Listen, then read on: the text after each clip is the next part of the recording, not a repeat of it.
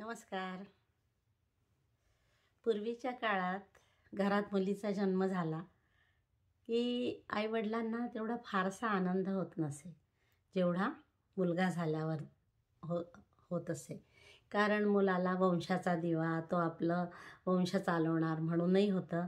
आणि जेव्हा मुलीचा जन्म व्हायचा तर आता हिचं लग्न करावं लागेल, लग्नासाठी पैसा लागेल, कुठल्या कुठल्या कोणाकोणात तर हुंडा पण द्यावा लागतो, तर हुंडा द्यावा लागेल. ह्या भीतीने किंवा ह्या कल्पनेनेच आईवडिलांना कसा आनंद होत नसे.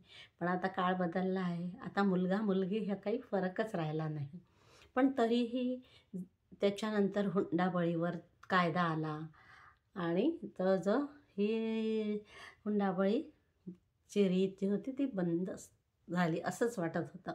पण हल्ली ते प्रकरण झालं वैष्णवीचं की हुंडाबळीमुळेच तिचा बळी झाला आणि त्याच्यामुळेच तिला एक प्रकारचा आत्महत्येस तिला प्रवृत्त केल्यासारखं नाही का झालं. बिचारी दुर्दैवी अंत झाला तिचा. तर आजची माझी कविता ह्यावरच आहे, हुंडाबळी. ऐकूया. संपली नाही रीत, अजूनही चालू हुंडाबळी. संपली नाही रीत, अजूनही चालू हुंडाबळी. जरी आला कायदा, राहिला तो कागदावरी. जरी आला कायदा, राहिला तो कागदावरी. सून आहे घरची लक्ष्मी, लेक लाडकी परक्याची. सून आहे घरची लक्ष्मी, लेक लाडकी परक्याची.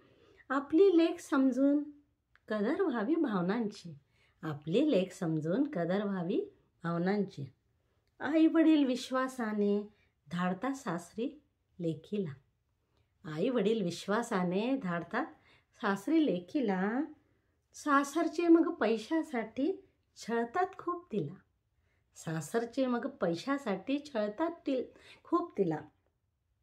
तिच्या सहनशीलतेची जणू परीक्षाच असते.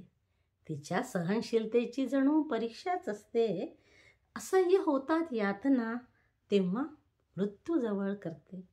असंख्य होतात यातना तेव्हा मृत्यू जवळ करते.